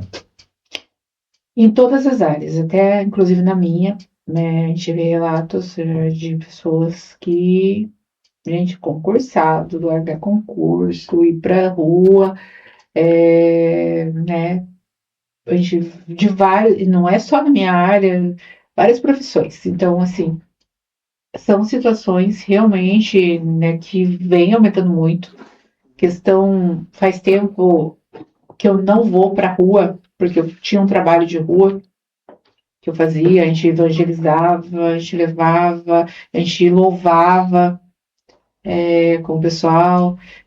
Foi um propósito que a gente tinha ali próximo ali no SIC, próximo ao hospital, eu nunca falei isso, próximo ao Hospital Vitória, a gente fazia esse trabalho, a gente ia com marmitas, porque a gente, né, era uma forma de a gente chegar, e a gente fazia isso à noite, e era muito legal. Até eu conversei com a missionária que fazia isso comigo esses tempos, eu falei para ela que a gente precisava voltar.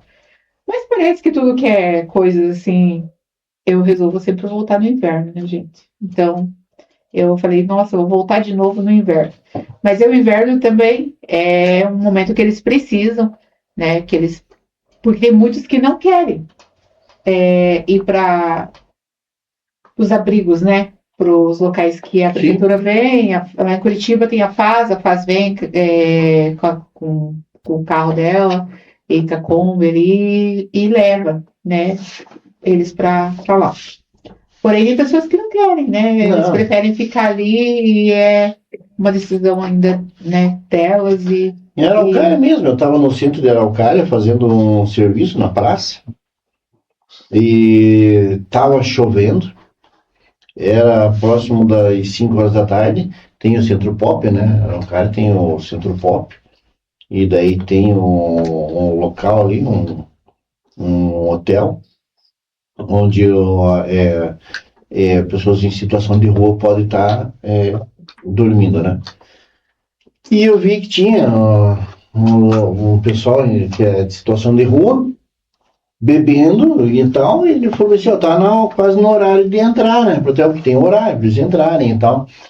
O cara falou, eu não vou, cara. Eu não vou, cara. Eu não posso beber, não posso fumar. Eu não vou lá, vou ficar aqui mesmo. Ou seja, é a escolha, é a prisão. É a prisão. É a prisão. Estão prisionados. Deixa de dormir, tomar um banho, dormir num lugar quente, uma coberta, um teto, porque ela prefere ficar na prisão do álcool, da droga, né? Então, infelizmente, tem muitos que não aceitam. Gente, a gente está partindo para o nosso final, a nossa reta final, e eu vou pedir para o convidado agora ele fazer uma fala de reflexão, depois eu vou fazer uma reflexão também, e daí nós encerramos, ok? Me pegou de surpresa. O que eu posso falar assim, de reflexão é que é o seguinte, o princípio, né, de tudo hoje, do que a gente vive, orientar as crianças o caminho que é bíblico, né, em que ela deve seguir. Então, converse com o seu filho, puxe seu filho do seu lado, não tenha vergonha de falar sobre a consequência da droga, do álcool. Não tenha vergonha de conversar sobre o que o vício pode causar.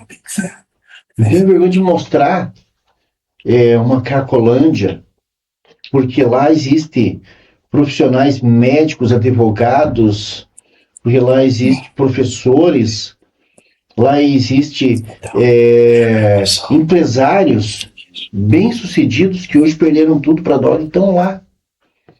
Então, oriente seu filho para que ele não entre no mundo das drogas, do álcool. Não deixe que o final de semana do seu filho seja festejado com bebida, porque isso daí vai levar ele para droga e vai correr o futuro deles.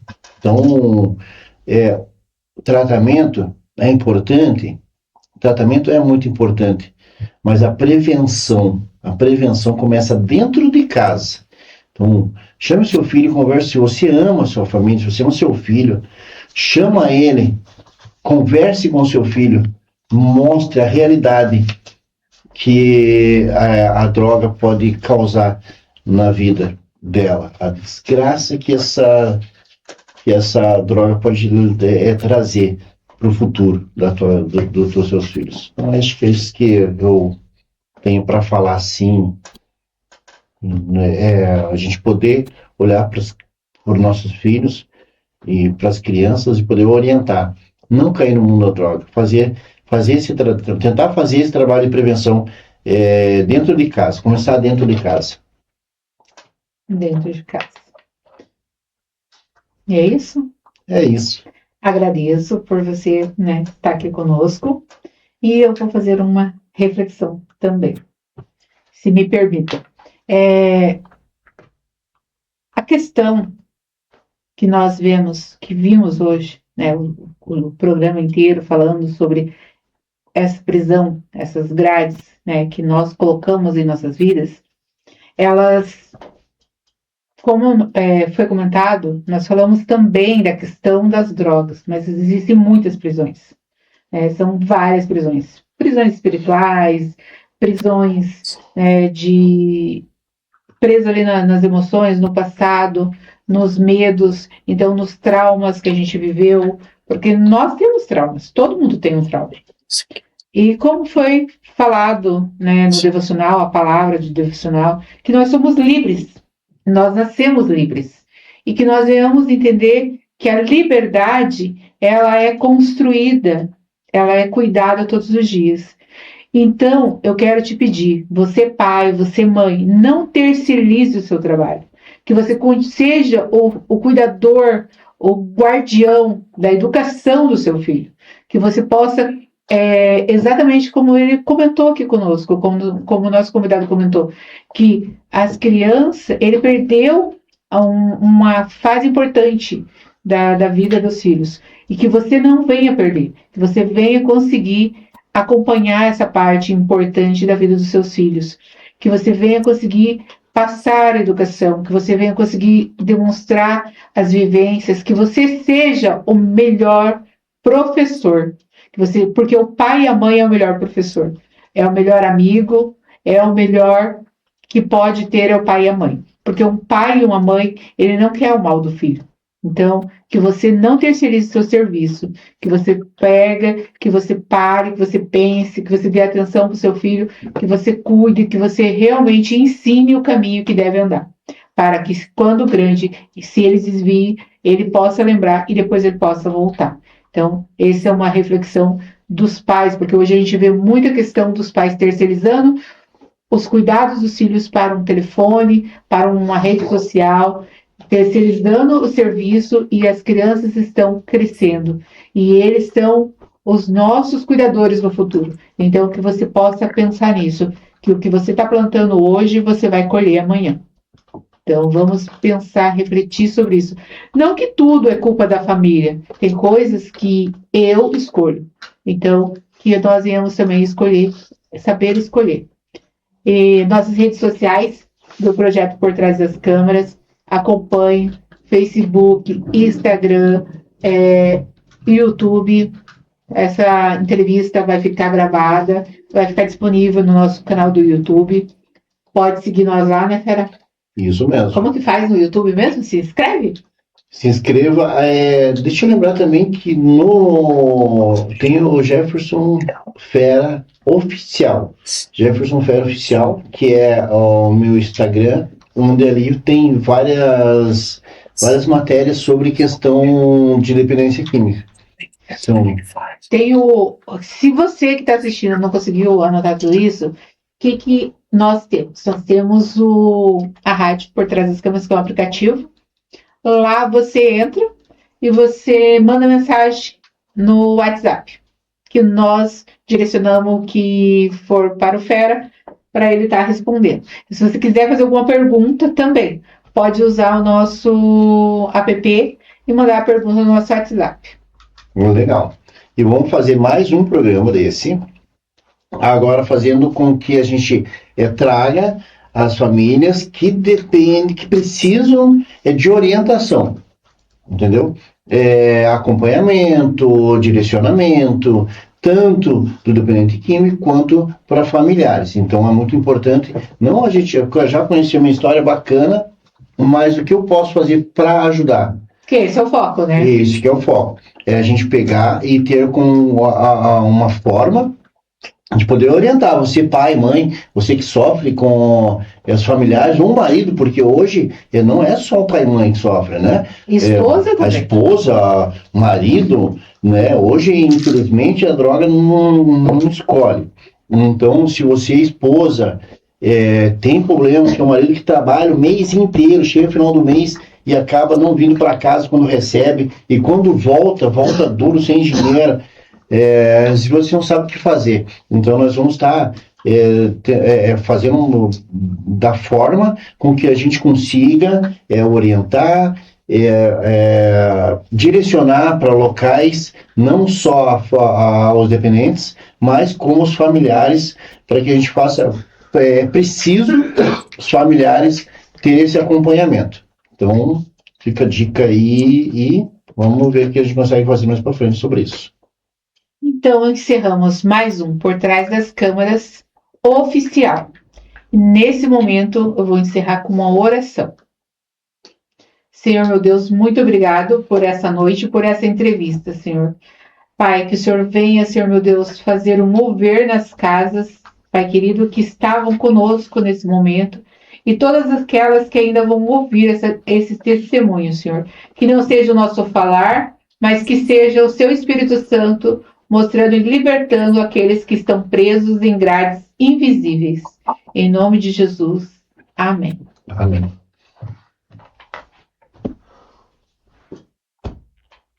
Tira foto? Você tira aí pro meu celular? Não sei.